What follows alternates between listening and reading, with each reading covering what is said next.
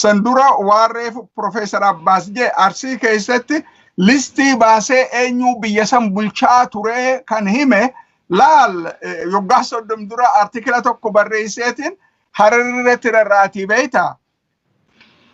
Dura kaasanii hanqa 1974 namni maqaa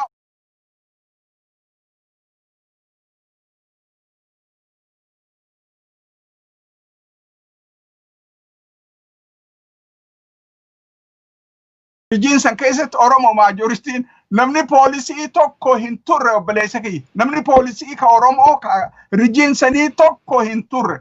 Administration keessa bakka takka illee namni hin turre jechuu barbaadeeti. Tun waan dabre waan dhugaa dhugarratti rarraati. Waan anoolee tarreefu Professor Abbas akka gaariitti jee innillee kitaaba maqaa tuqe kitaaba sallaal amma harkaa hin qabu. Waan inni jiru waan namtichi Marshal Dabbadii kaju ummata Oromoo keessa yoggaa 30 ol ture bar dura Finfinnee ture Arsii keessa dabree Harar ture kitaabni kun yoggaa 119 dura katabame laal fuula page jechuu kiyya 350 irratti maal jaa seeta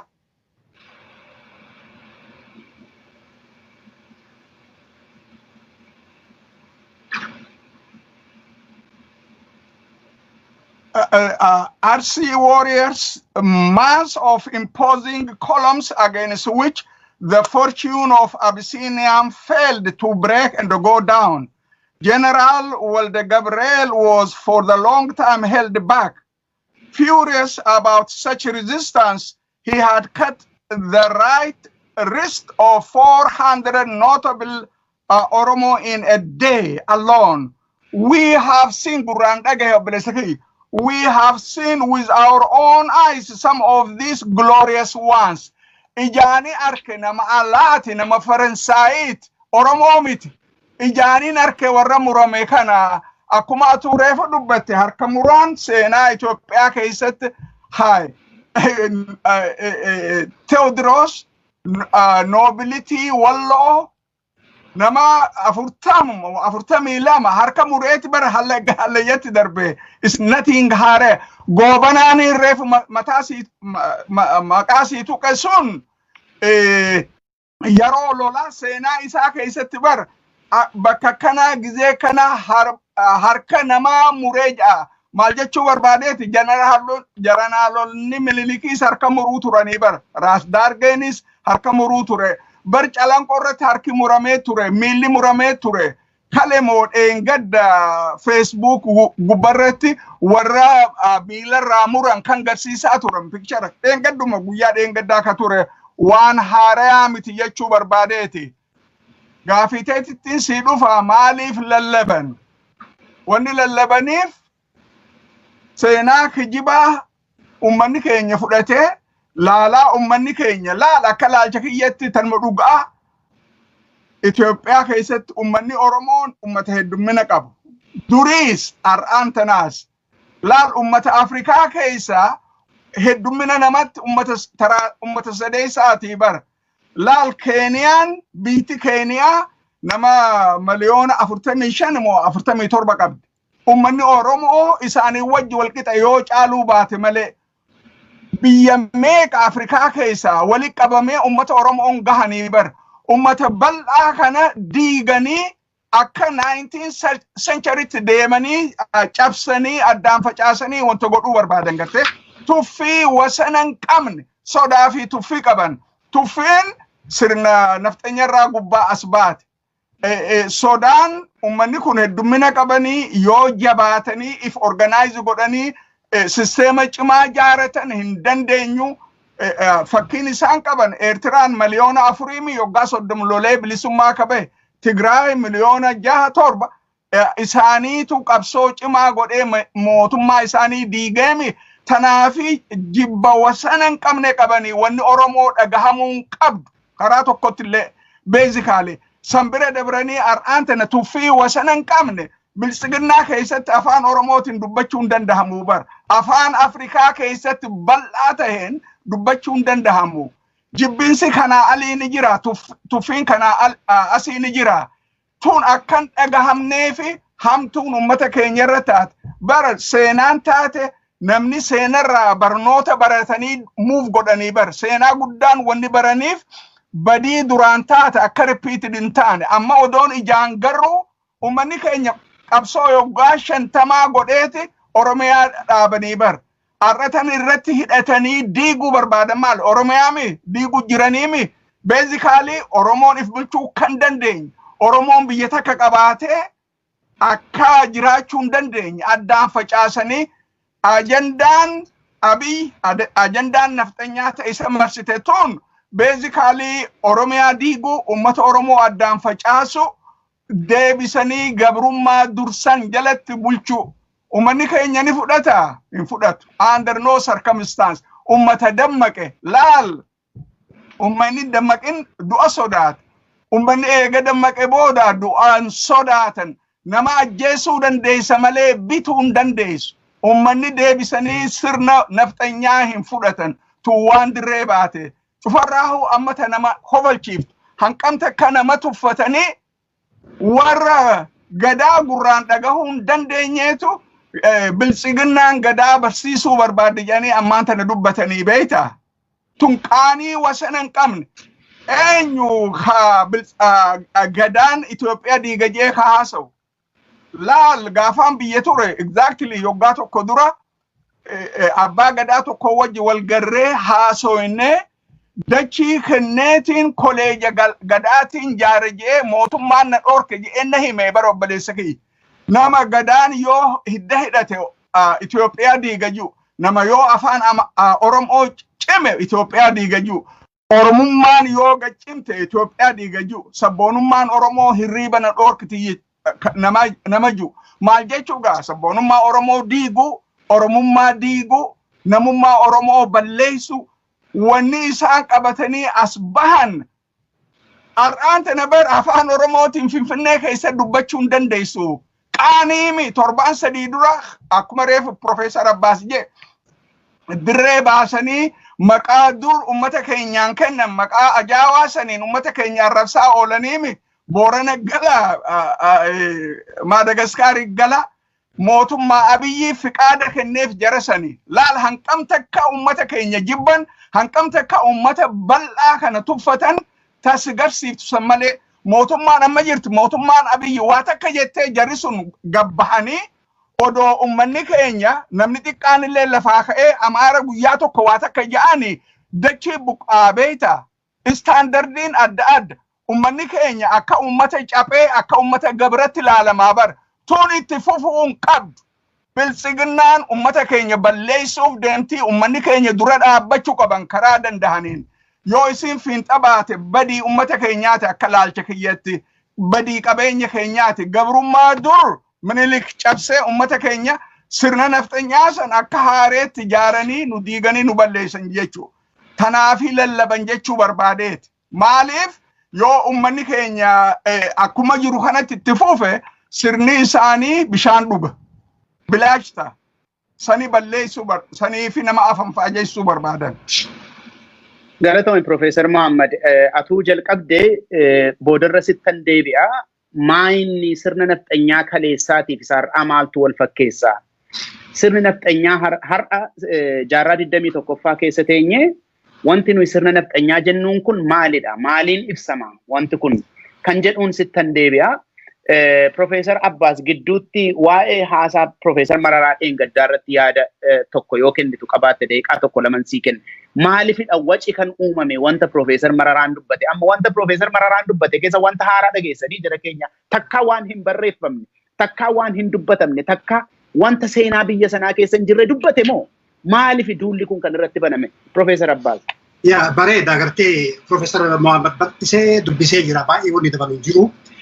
Profeesar Mararaan isaani duma barannu nama keenya nama modereetidha nama iddoo jiru caafirra jiru jedhaanii turan akka isaan jedhanitti jechuun kiyya waan yaadu isa beekaa innis gabbayyaa gaammaatitti wanna kana dubbatee hin beeku for the first time maalifi Profeesar Mararaan isaa wajjin waan tureefis numattu achuma turre political correctness ture na fakkaate amma akka Oromoo jedhu isaanii reefuu arganii sirbaabaanii morma dhooffatanii jecha jiraan Oromoo biratti eega sirbaabaate wanni amma dheengadde dubbate kun dhugaa dubbatee jechuu barbaada.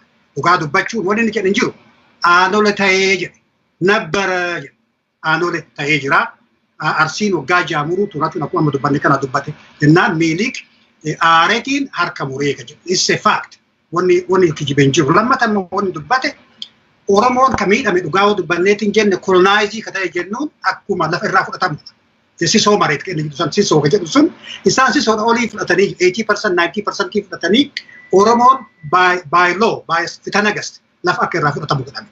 Warra dura harkatti dhiisanis Wallaggaa Jimmaan sobanii maayii irraa fudhatan jechuudha. Dura hin dhiisanii fi maayii deebi'anii nafxanyaan kun akkuma mareef jenne kana seera malee qalaatti jedhanii lafa itti fanii yookaan lafa tirfii qabda jedhanii yookaan immoo lafa quslanyaa jedhanii lafa qaddaash jedhanii dawwaa jedhanii maqaa hedduu fudhatanii lafa Oromoo irraa fudhatanii Oromoon lafa isaa dhabee justice hin dhufe 1974 irratti 75 irratti mareel araashuu ka jedhu sun deebi'ee jira. Mararaan dhugaa dubbate jechuu danda'ama. Lammata immoo wanni dhugaa dubbate. Ani waan kanarra baay'ee qoradhee beektaa waan Iyyaasuu kana waan garaa nama nyaatu. Iyyaasuun kun wanni inni barboonni godhu inni hajame inni Oromoo irratti dhiiga qaba. Amaarallee dhiiga qaba. Kana jechuun wanni inni hajame Oromoon Amaaraaf Oromoon nagaan hojjaa jiraatu. Islaamaaf Kiristaan wal qixxaatu. Yoo asitti charchii ijaare asitti mooskii ijaaraa ture. Dhaqee immoo Islaama wajji nyaata. Islaama wajji maa nyaatte jedhanii. Kana jechuun agartee namicha wanni ajjeesaniif tokkoffaa waan hidda Oromoo keessaa qabu. Lammata immoo Iyyaasuu Muhammad jennee maqaa itti kennanii achirra ari'an. Kan inni jedhu kan dhugaa dubbatoo jiraate kan yoo xiqqoo yoo xaqiiqaa kanaa kennite Iyyaasuu Arsii keessatti akkuma ilma Arsiitti ilaalama. Waan biraan goone fi beeke. Wanni biraan goone fi amantii keessan isinii kabajaa nafxanyaa isinirraa kaasaa jedhee dhufe. Nafxanyaa warra isin jibbitan nama lafarra maal jedhanii faarsan yoo naa dhiifte bareeda pooyimii kanaa amma nama ammaa namaatitti himne Arsii waan jedhee faarsu laala. Dubartiitu faarsa laala. Horii yoo faarsan ol bobba'ee cilaaloo nanqatuu gabbubba'ee laangannoo waliin nanqatuu diinni wanta muri haa rakkatu yaa saayyoo Iyyaasuun galee dheedinaasuu malee jedhan. Iyyaasuun hin gala jedhanii yoo yaadanii beeke. Horiidhaan lafa irraa fudhatee horii ofii faarsan. Iyyaasuun yoo gala lafa nurraa fudhatanii nafxanyaa nurraa deemee nagaa bilisa baanaa jechuudha. Kan biraan boo waan biraati. Waan jedhanii isa faarsan. Arsii keessatti jechuu kiyya. Iyyaasii yoo sheeka mataa waafaa yoo abee jedhan garaa laafaa dabara keetii irraa fannee gadoo itti dhiise badee hiyyeessa badoo jedhan. Yoo abee dhagartee yoo abee jedhan garaa laafa jechuun yoo dhayxeetii itti dhayx abeetu taa'e jedhatu jira sirri nafxanyaati irratti dhayxu siidhama jedhan. Hayila Sillaaseen yoo abeetu taa'e bira dhayxeetii jette sitti mura milik sitti mura kana wanti katabe si fakkaate Maarkas katabe yoo mara Oromoon yoo mana murtii dhaqe murtiin kan muruuf Amaaraaf muraa ka jedhu. Kana jechuun Iyyaasuun nama Oromoo waan ta'eef nama amantiin isaa Muslima waan ta'eef balleessanii jechuu jedhee wanni inni dubbate guddaan kan jiraatu yoo taate Amaaraan akka aadaa Oromoo balleessan Sinaabaloo kan jedhu kunis dubbatee jira. Kana waan jechuun inni political correctness kana waan dubbatee perspectivii san uummanni jedhu dubbatee inni beek nama waan biraa dubbanne. Professor Maraan eeggattoonni dubbate wanni historiyaaniin Professor Muhammad ta'ee si ta'ee Isqeel Professor Isqeel ta'ee Asaffaa ta'ee namni dubbatu martuma barreessan dubbate malee waan biraan jenne. Mainstream keenya inni dubbate san waan nu jenne kana inni jennaan lakkii ati waan nu jettu jiraa jedhanii amma irra baaditti ka'anii kuni dhugaa dubbanneetti jenne Professor Maraan amma argitu website ta'uu deemtu. Wanni isaan hin jenne jiru. Isallee galee jira. Nama baraafuu galee jira. Jarri Oromummaa balleessuu barbaadanii seenaa Oromoo balleessuu yaadannoo seenaa Oromoo balleessuu barbaadanii imperial hegemony wanti isaan jedhan tokko waan ajaa'ibaati wanti isa gaafatan mararaa koo milik yaa raguutiin dabbi nagar altanaaggaraam jedhan mee maal godhe rabbitti mee milik mindinoo la Oromoo yaamatta afaan isaaniitti gaafa biraa afaan Amaaratiin hin dubbannaa mee minilikiif yookaan immoo mootiin isa dura ture Haayila Malakoot ta'ee Haayila Sillaasee ta'ee Teediroos ta'ee Oromoo maal godhanii jettee yoo gaafattu himuu hin danda'an. Aadaa balleessanii, gadaa balleessanii, afaan isaan akka dubbanne dhufanii lafa irraa fudhatanii wannummaan Oromoon ijarri kun meelii godhee natti mul'atu. Garuu nu amma historiyaanii mee nama tokko historiyaanii haa filatan yoo jigattaa yaa ta'u meelii waan Oromoo godhe jedhanii isaan himan. Wanni Oromoo godhe Oromoo irratti godhame malee wanni isaa godhame hin jiru. Kana dubbatanii kana jechuun dhugaa dubbatee jechuu barbaadeeti. Kana warri amma wanni akkana jedhu warri impaara kana ijaaruu hajamu abiyyiin hedduu ta'aniitiin warra gorsu warra seefii mazaz jedhuuni warra Itoophiyaa dur deebisu jedhanii warra Islaama irratti duulu jedhanii amma warri deemaa jiru Islaama ajjeesaa jiran.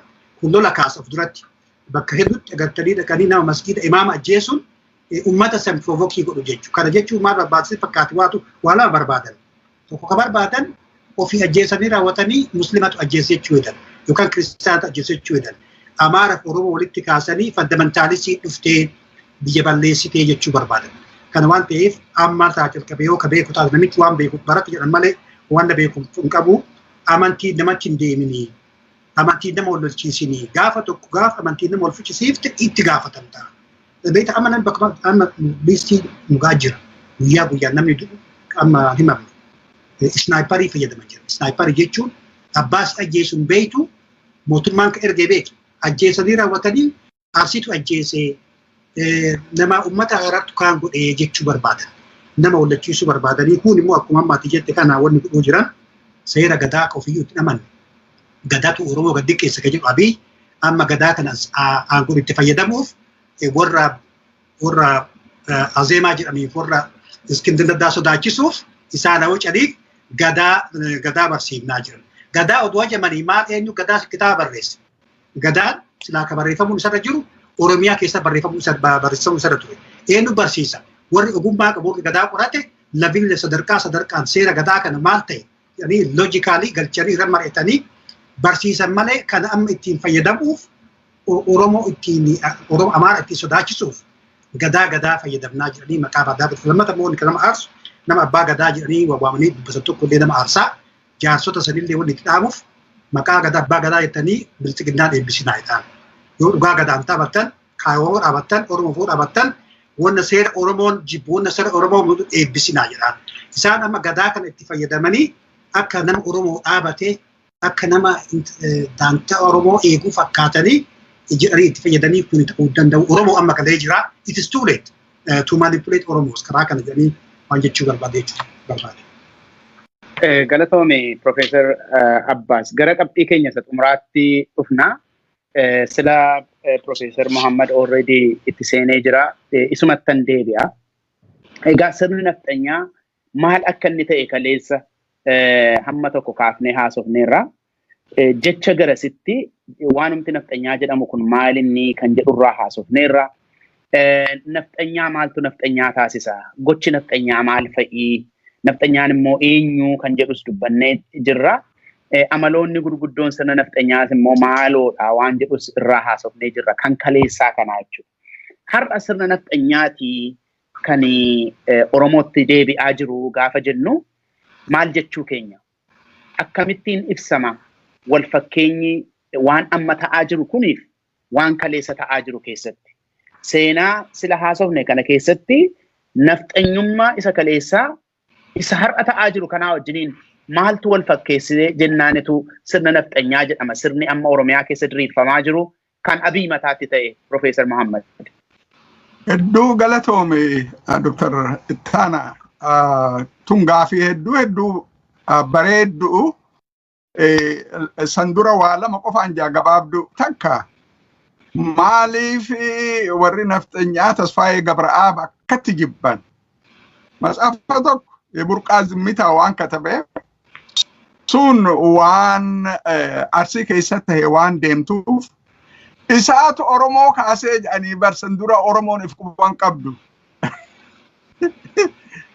Dargiitu maqaa Oromoo du'uuhu dargiitu isaanii kenne malee san dura quban qabanii waan akkasiisan waan biraati tun jibbansuma qofa si garsiiftii bar. Laal tanallee dubbii heddummeessuuf kan hin ta'in 1900 Emperor Minilik awaajii tokko baaseeti ሰውን አትግደሉት ጋላም ቢሆን ጃባሮ በለሰከይ ማልጀች ብላል ነመነ ጀስና ዮ ጋላ ታተለን ጋላን መቃ ጡራዋ ከን ኡመተ ከኛ ከነኒ ኡመኒ ከኛ ነማገት ቱሬ በር ነማገት ቱሬ አዋጂን ምንልኪሁ አክ hanqamte akka namaገት ቱሬ ዋን ድሬ በሄ ነመገርሲሱ ጀቹ በርባዴቲ mootummaan amma jirtu mootummaan Abiy akka laalcha kiyyatti irra guddaan wanni dubbatan kijiba wanni isaanii dhugaa hin jirtu laal takkaan sii kenna kitaaba maddammar ja'aniin anaaf kitaabni sun maccaflaq balleessuu bar namummaa namaa balleessuu bar namummaa takka irratti sirni nafxanyaa namummaa takka irratti ture afaan tokko irratti aadaa tokko irratti amantii tokko irratti ture maqaa maddammar filosofii ja'anii sanii husan bira dabranii qaanii maccaflaq baduu bar nama balleessu in 21st century identity ummata meeqaa balleessuuf waan ta'e sirna gadaa keessaa burqe jee afaanii baafatee dubbatee barobbalessa kitaaba san keessa deemee laaleetiin gudumaan jee honest to God gudumaan jee waa takkallee foolii oromolleen qabu waan gadaa waa takkallee keessa hin jirtu bar dirree baasanii kijibanii laal ummanni oromoo yawaa hizbi jaaniini ummata aqaa fi gowwaa jechuu bar hawaan ba'aatti feete cufaa fudhatu jechuu bar basically arraba gartee yoo afaan gaariin itti dubbatan yoo duraan ilmaan abbaa gadaa jana warra gadaa balleessu amma yoo gadaa barsiifna jaanii lafaa kaan ummanni kun kana dhagaheeti garaan isaanii laafaa waallee urraanfata ummanni keenya kana kan dhiisan turan long time ago isaantu dide duuba hafe malee ummanni keenya kana bira dabran jechuu barbaadeet sirni maantana abiyyi leellisu kun maalii wal fakkaata sirna nafxanyaati waj karaa hedduu wal fakkaata sirni nafxanyaa oromoo balleessu qabeenya oromoo saamu kanarra dhaabbatee bara namummaan oromoo keessatti mul'attu waa takkalleen aadaan oromoo ummata aadaan qabne ummata seenaan qabne jechuu turanii bara dur seenaa oromollee katabuu namatti hin dhiisanii bara obboleessa tuun waan dirree bahee jira sanbira dabri abiyyi eega sulxaana qabate booda odoon hin turin lola ummata oromoo irratti baneeme wallaga keessatti eegalee command post dhaabee ji'a lamanii gahaa ji'a sadiin taatu bara sulxaana irra bahee kan command post hanqa ammatti lolaa eeriyaa sanitti deemaa jira hujii keessatti boorana keessatti amma addayyuu wal gahee barshawaa keessatti eegalee addayyutti lolumaatu deemaa jiraami akkuma reefu Profeesar Abbaas jeetti laal hirnas Haayile Sillaasee nuti hanqa dandeenyu dhuguma dubbanna waan kijibaa itti ni daanu maaliif treeningiin keenyaa sani sirna Haayile Sillaasee jalatti imaamni ajjeefamee jaartiin ajjeefamtee ilmoon ji'a sadii wajji ajjeefamtu takkaa dhagaheen beeku hin godhamne wanni akkasii jaarsaa fi jaartii walirratti ajjeesuun sirna Haayile Sillaasee jalan turre sirna Dargii jalan turre sirna Mallas jalan turre amma Abiyyi jalatti sanbira dabre wataaddarri isaa nama ajjeesaniiti suuraa wajji ka'anii Facebook gubbaa baasanii bar takkaa tana dhageessee beeytaa sirni dabre cufa yeroo san selfooniin hin turre ammoo hin goone waan akkasiisan qaanii bira dabranii ummata kana cabsaa jechuu bar torbaan lama dura yogguu qeeroon qoqqobbii geejjibaa kana awaajan namtichi kun jimmatti bilbileeti komaandara militariitti bilbilee qeeroon dhagaanii karaa cufanii isin isaan ajjeesaa reefka isaaniitiin karaa cufaa ka je'ee bar kana nama jimmaa ka biyyarraa dhagahe irraa hin dhagahe hanqamta akka brutal hanqamta akka jibbansa ummata keenyaa qaba hanqamta akka tuffii ummata keenyaa qaba ummata kana caccabseetiin fixee if jala galchee biyya bulcha jiru akkamitti namni ummataan fixa ummataan ajjeesa je'ee pilaana baasa jechuu Galatoomi Profeesar Muhammad siifin fida Umar mana hidhaa guuta zamana Haayile Sillaasee Oromoon mana hidhaan guun garte zamana Dargii Oromoon qofti mana hidhaan guun zamana Wayyaanee Oromootu mana hidhaa guuta mootummaan Abiyyi anaaf Wayyaaneen addaan jirtu isaanii Wayyaanee meeshaa ta'aniif ummata keenya ajjeesisuu ka ture warruma har'aan tana ummata keenya fixuu barkalees Wayyaanee jalatti ummata keenya fixaa ture zarafaa ture sani continuous wahuma itti fufa jechuu barbaadeeti Sifin gabaabsa ar'aantana 2020 ar'aantana Oromoo jechuun ubar criminalizer taatee jirti biyya keessatti. Taaksii keessatti afaan Oromootiin dubbachuu hin dandeessu bar. Warri taaksii qabu si buusanii yoo waan hin taane si godhanii. Tanaa jecha sirni ammaan tana deemu kun akka laalcha kiyyatti laalcha nama tokkooti sirna Minilik uume san irra hammaata malee sanii gad hin jiru. Sirna badii ummata keenya irratti ijaaramuu deemu jechuudha. Ummanni keenya kana baranii karaa dandahaniin qabsoo eegalantana itti fufuu barbaachisa. Laal nafxanyaan humnatti amanti. Ummanni keenya kan hin bariin guddaan tokko kan nafxanyaan humnatti amanti. Yoo ati humna qabaatte addunyaa irratti namni si kabaja. Yoo ati humna taate namni si kabaja. Addunyaallee si kabaja. Yoo ati immoo ati humna dhabde qabeenya kee fudhatamaa namummaa kee badaan ni diigamtaa ni badda. Tanaa jecha ummanni keenya wal qabaa rabbi qabaa jabaatanii qabsoo karaa nagayaa kan eegalan kan karaa biraatis itti fufuu barbaachisa. Nagayaan biyya san keessatti abbaa biyyaa ta'anii ummanni keenya jiraachuun jabaachuu isaan barbaachisa. Karaan sirna nafxanyaa haaraan yoo nafxanyaa kana itti dhaabuu danda'anis yoo ummanni keenya cime qofa yoo Oromiyaan cimte projektiin isaanii kollaapsi godha.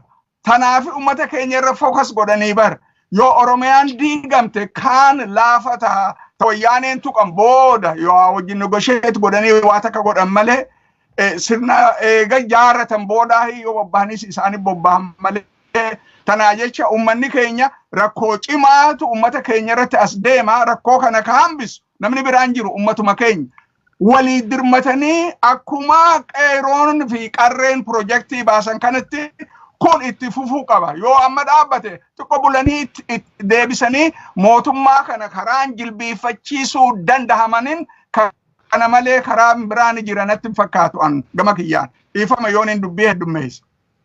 Galatoomi Profeesar Muhammad. Egaa qabatamaatti waa'ee qawweetiin uummatatti duuluu, uummata ajjeesuu, uummata hidhuu, hiraarsuu, waan Oromoon qabu harkatti tuffachuun kuni hundumti isaa nafxanyummaadhaan wal isa fakkeessaa kan jedhudha. Boodarra wanti ittiin sitti deebi'u Profeesar Muhammad የኢትዮጵያ የቀድሞ ክብሯ እናስመልሳለን kan jedhudha dhaadannoo akkasii qaba mataa sirna nafxanyaa kanaa kan itti ta'e Abiyyi kabajni Itoophiyaan qabaataa turte sun maalidha kan har'a deebi'uudhaa fi isaanii deebisuudhaa fi dhama'aa jiran kuni kan jedhu gaaffii xumuraatanii siif qaba.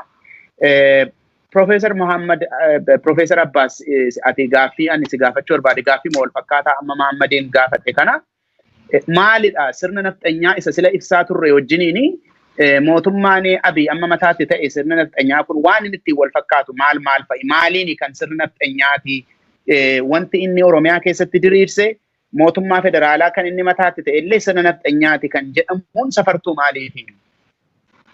Yaa bareeda ka agartee ka Profeesar Muhammad bal'isee dubbatee jira. Wanni jiru kaa'u jiraate seerri akkuma beektan nafxanyaan dur ka dubbannu sun Haayile Sillaasee wajji kuftee dargiinis waan tokko tokko uummata Oromootiif godhat ture. Guyyaanis akkuma kanas haajaa ofiitis waan tokko tokko Oromaa goraa ture. Inni dhufnaan maal jedhaa New Imperial Ideology jenna. New Imperial Ideology jechuun Neo nafxanyaa Ideology jedhama.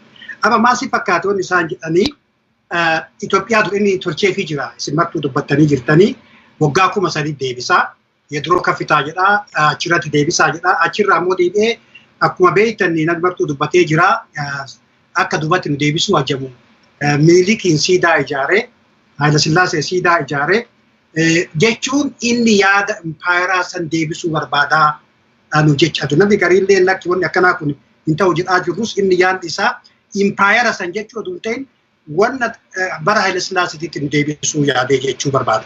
Maaliifii nafxanyaa ideoloojii jechuun amma kan irratti ijaarame maqaa individual rights kan jedhanii kana sababanii maal asitti fakkaate lakki zar politikaa jedhu. Zar politikaa nama sanyiin nama fidhaa ture, nama sanyiin nama arrabsaa ture, nama sanyiin harka namarraa muraa turetu zaranyoochiin jedhan Oromoon amma mararaan gaddoonni jedhan zaranyaa tintinnoo jedhan. Kana jechuun isaa wanni barbaadan akkuma ati jette tokkoffaa maqaa Itoophiyaa dursan deebisuu barbaadanii xaqlaa gizaat kan jedhu san deebisuu barbaadanii akka reeffama administreeshinii argiseessan aadaan tokko kan itti dubbatamu, afaan tokko itti dubbatamu, amantiin tokko kan itti qabu, Islaamni immoo gisee mara farifaraa religion jedhaa ture namichi tokko Alandoorf jedhaniini hin bada jedhaa eegan. Amma immoo Islaamatu nu balleessa jedhaa jiran. Muslima ka balleessu. Itoophiyaa kiristaana wajjiniin identify ka godhu. Deebi'eetiin Amaara wajji ka godhu. Agartee miilik project jechuun amma agartee Tigreettis kaampeenii godhaa jira. Yohaannisitti baandaa jedha. Baandaa ka jedhu eenyuun arrabsuu barbaada amma immoo Tigrees arrabsuu barbaada. Baandaa ka jedhu nama isaa wajjin jiru isaantu fayyadamaa beekan. Yaada isaanii imbireesii godhee yaada isaanii yoo imbireesii godhu warra shawaati jechuudha. Amaara shawaatitti irraa fudhatee Masfiin Oltamaaram Daani'el Kibrat namni maqaa isaa lakkaa'uu hin dandeenye yaada isaa godhanii uummataa deemsisee nama ajjeesisaa jira jechuudha. Wanni isaan barbaadan akkuma ammaatu jette kana tokkoffaa federaalizimiin baduu isarra jira. Koovidiin dhufnaani sababaa sanii sababatanii raawwatanii elekshinii dheeressan.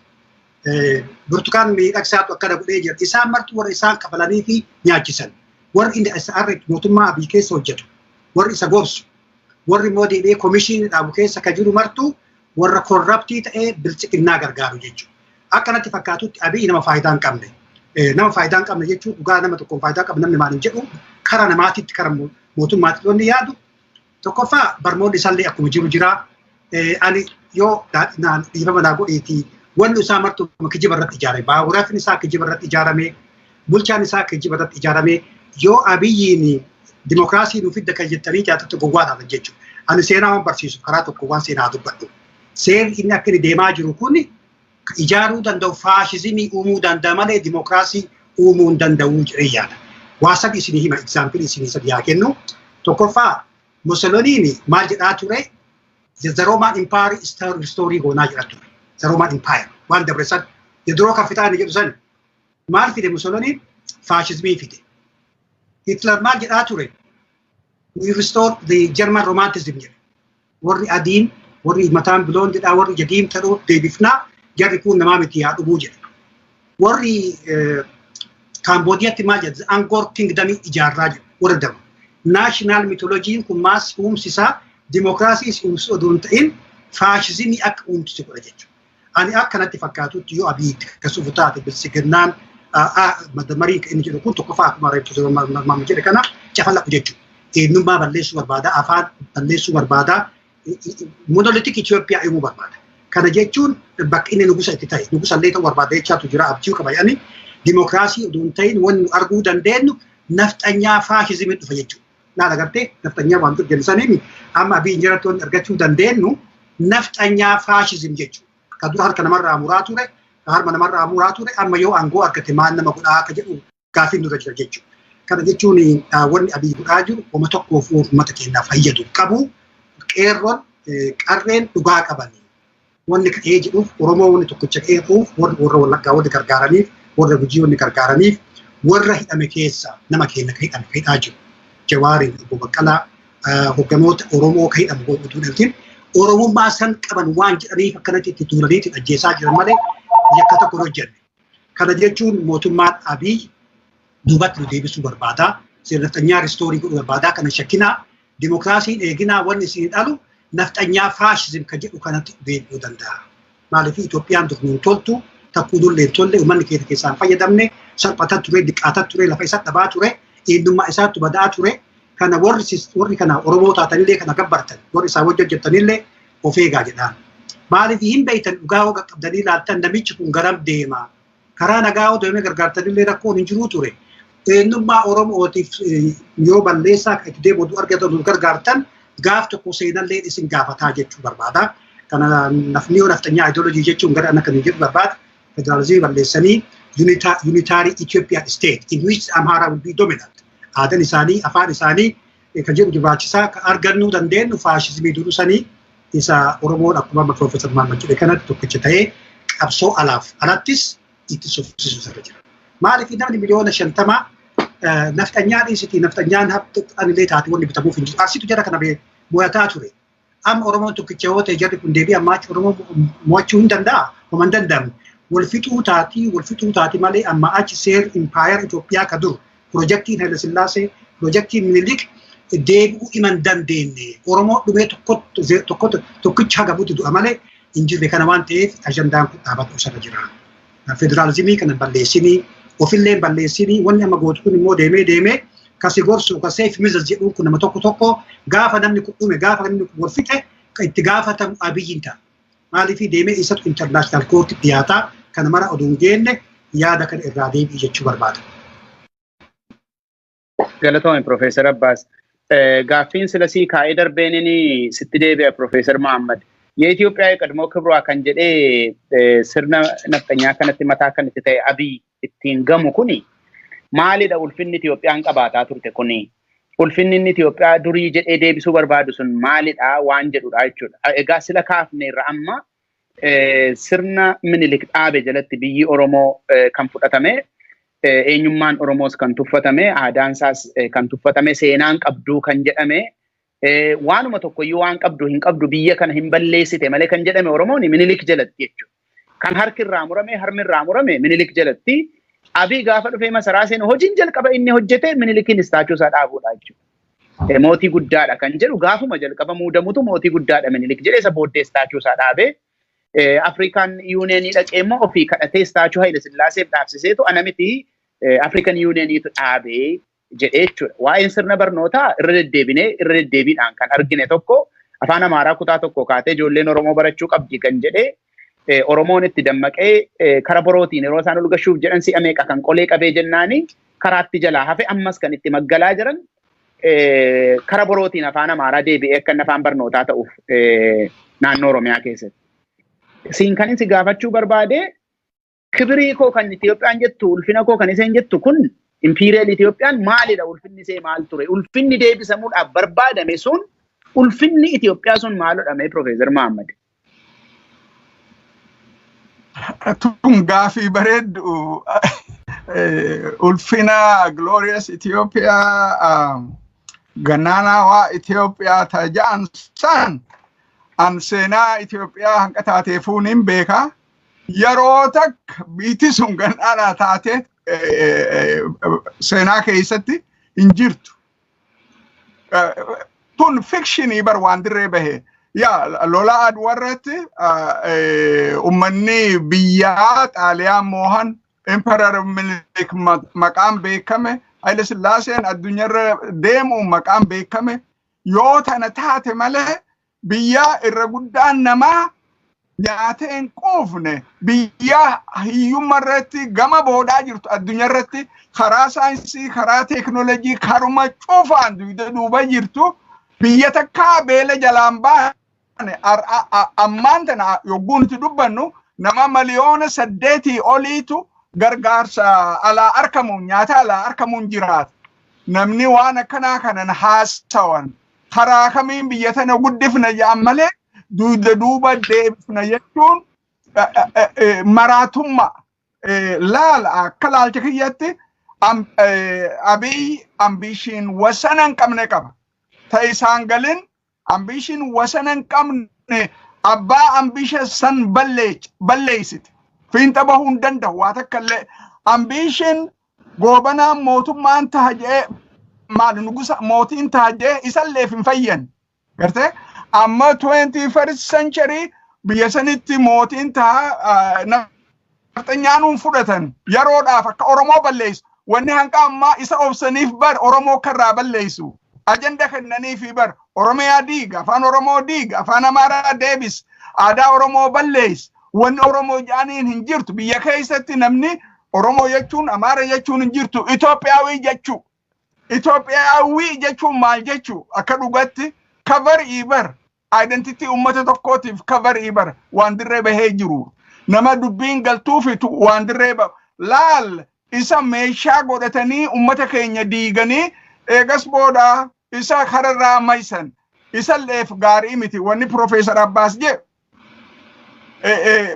I think bakka deebi'u bira dabre natti fakkaatti yoggayyuu ilmi namaa yoo sammuun yaade yoommoo fedhinsi isaa isa maraache malee haalli Abiyyiin irra jiru isallee bada ummata keenyaa bada tana maaliif hin jaaseet laal OPDO'n gaarii taatee kan hin ta'in meeshaa wayyaanee turanii ummata keenya balleessuu turanii akkumaan deddeebisee jiru. Warra sabboonummaa qabu cufa OPDO keessaa xaraganii jiranii bar nama meeqa kan hidhanii bar kan hojjarraa kayyaasan. Bilisiginnaa keessatti har'aan tana afaan Oromootiin dubbachuun hin dandahamtu bar. Tanaa gad maaltu jira?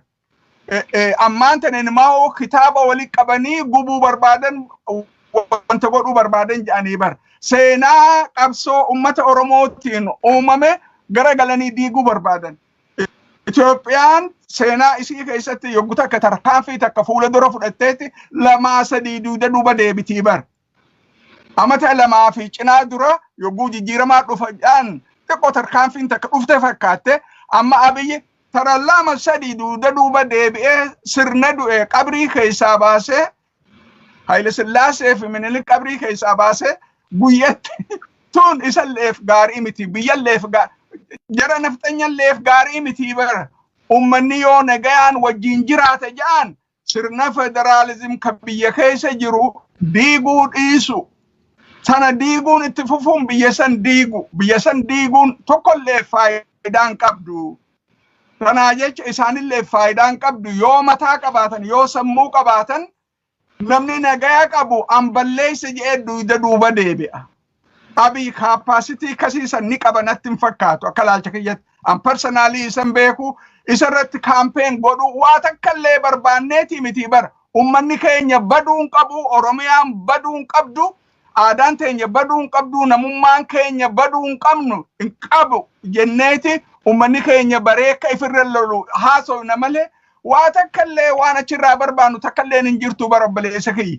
Rakkuma ummata keenya ummata yoggaa 50 akkumaan duraan jeetti qabsoo godhe har'aan tana yoggaa 150 duuba deebisuu barbaadanii bar qaaniin tanaa gadi ni jirti.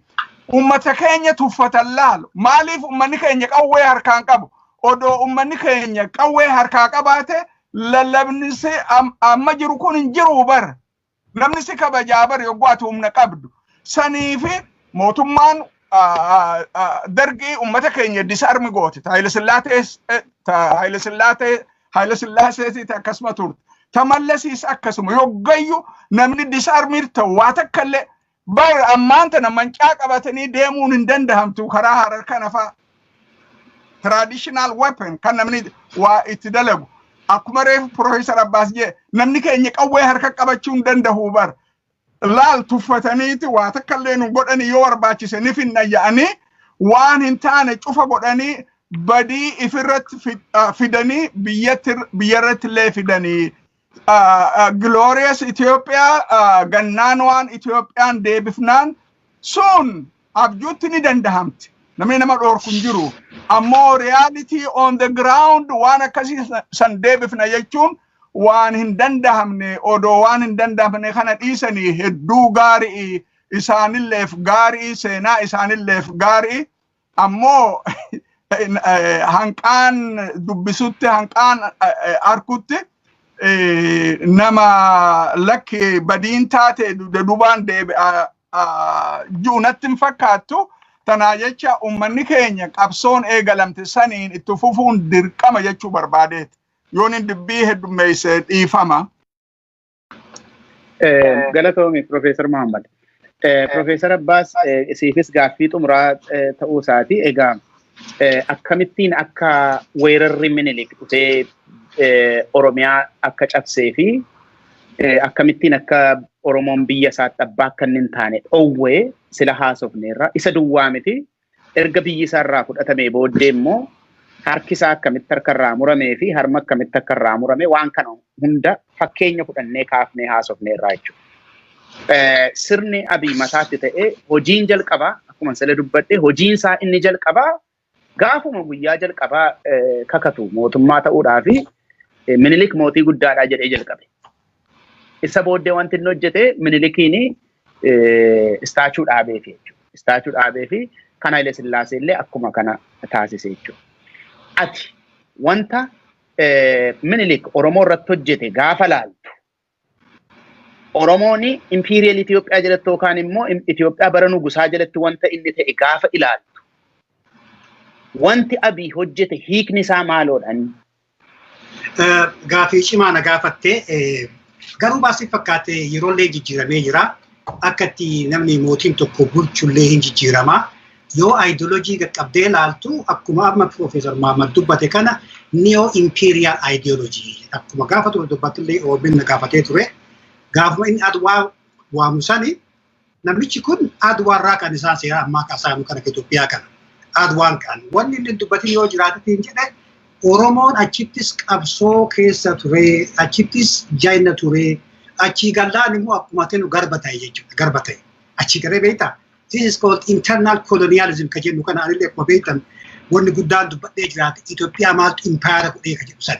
Inni wanni inni barbaadu maqaa akka sadis yoo godhuu barbaade impaayaruma san akkamitti akka deebisaa jirtu. Wanni dubbatamu garii ka dhageenyetu jira. Oromoon sabboonummaan Oromoo akka badu waadaa galee jira. Oromoon onaan kan lolu taate waggaa 1,000 keessatti akka ol hin kaane godhaa jedhan. Akka ol hin kaane. Lammata immoo akkuma amma jedhamu kana wanni inni barbaadetiin jedhu wanni inni godhuu barbaadu ideoloojii warra mootummaa dura jaalatu seera fiidaalismii jarjaatu wal gorsamee wanni isaan isa gorsan yoo jiraate waan Oromoo jedhu kana balleessiti deebiitii immoo waan guyyaaneen goote waggaa gara 27 wanni tokko gaariitu jira hin beekne achi keessa guddattiyatis hin beekta. Positive yoo ta'e hin jira wanni mara balleessiti yaada Itoophiyaa ka dur jedhamu san handi Itoophiyaa handi baahil handi qaanqaa ka jedhan isaan deebisii himii jechuu barbaadaniiti. Kana jechuun kan wanni isaan wal fakkaatu piroojeektii Miniliksan deebuu barbaada. Amaari tokkoon nyaatan isaanaa nama Amaaraa kana isaan dimokiraasiin barbaadan. Abbaa fedhallee hin bitu yetiin ficuu duqeetu namchuu waan jedhan san waan ta'eef diktaatorallee jedhee ajandaa isaa sanoo ka deemsisu taate rakkoon qaban. Dura mangistuu baariyaa jedhanii turan mangistuudhaan. Mangistuun xinnaata gara Itoophiyaa mootaan illee jennaan mangistuus gargaarsa isaaf kennan. Kanas akkuma amma jettu kana wanni isaan isa gargaaraniif Oromoo cabsa jedhaniiti. Oromoo addaan qooda jedhaniiti. Maddamariin harkaa kufe malee yaada impaayara san ittiin deebisanii maqaa biraa jijjiiranii maqaa maddamariitiin eenyummaa Oromoo kabadu. Durallee akkuma duraan dubbanne impaayara Itoophiyaa keessatti Itoophiyaa tokkicha yoo taatu jennu san someone has to sacrifice jechuutu jira. Eenyummaa isaa haagatu ka jedhu Oromoo ta'uu sana ture. Amaarri aadaa isaa guddaa waan ta'eef afaan isaa waan barreeffamuuf yaan isallee guddaa waan ta'eef Oromoo eenyummaa isaa dhiisee Amaara haa ta'u achi akkasitti Itoophiyaa ijaarraa ka jedhu. Ammallee wanni inni yaadu mitoloojii Amaaraa ka dur ture. Kanaaf xanyaa dura ture deebisee yaada Amaaraa san deebisuu barbaada jechuun isaaf yoo ta'u taate tokkoffaa Oromoo addaan qooduu barbaada. Amma gosallee addaan qooduu barbaadanii beektan Muslimaa fi Kiristaan waliin kaasuu calqaban waan tokko wanta dhagee wanta ajaa'ibsiisu Arsii arrabsanii tuulama jajan. Arsii arrabsanii tuulama jajan. Harariin arrabsanii tuulama jajan. Isaan hojii jiranii isaan nama salaxanee nama qarooma qabu isaan kun gowwaadhaa jedhanii dubbatan. Kana jechuun amma yoo itti katalu taate nama tokko saba Oromoo tokko ofitti qabanii Oromoo wallachiisuu wajaban jechuudha. Maal jedhaa kun kaampeenii godhaa turan. Oromoonis Kiristaanas ajjeesanii amantii lolli deemaa tu'ee jenoosaayididhaa jedhan. Garuu kana goosiseef wanni amma jechuu barbaadu. Ragaa ijaarametti yoo jiraate mootummaa Abiitu waan jiru kana mara organaayizii godhe. Kana jedhanii raawwataniitiin adda bilisummaa Oromootiif kafaa'oo bileemii godhuuf akkas godhaa turan. Kana jechuun gorsi isaan gorsanii jedhan kun wanna Oromoo tokkicha godhu akka balleessan. Jawaari wanni balleessu wanni biraan jiru. Jawaari kun unifying factor. Kafaa'oo wanni maaltu jiru. Warra adda bilisummaa Oromoo ofii galchan addaan bilisummaa addaan poolitikaadhaa banamanii galchan maaliif hidhan? Wanni inni godhuu barbaadu agartee Oromoo kana sobee walitti galchee sappireesii godhee akka jiru jechuudha barbaadeeti. Mee wanni ajaa'ibaa namni agartee namni silaa nama ofii waama nama ofii alaagala dimokiraasii dhufee jira. Ardaan dimokiraasii hin jira jedhee nama hidhatti galchuun maal jechuudha. Kana jechuun isaan wanni isaan barbaadan adda bilisummaa dha'uun tokkichummaa Oromoo dha'uun deebi'anii immoo nama dhaloota ammaa akka Jawaar dha'uun tokkichummaa nama Oromoo amma hogganu dhabsiisu wanni isaan barbaadan nama Oromoo hogganu kan dargaggeessa ta'u kan qeerroo ta'u kan manguddoo ta'u.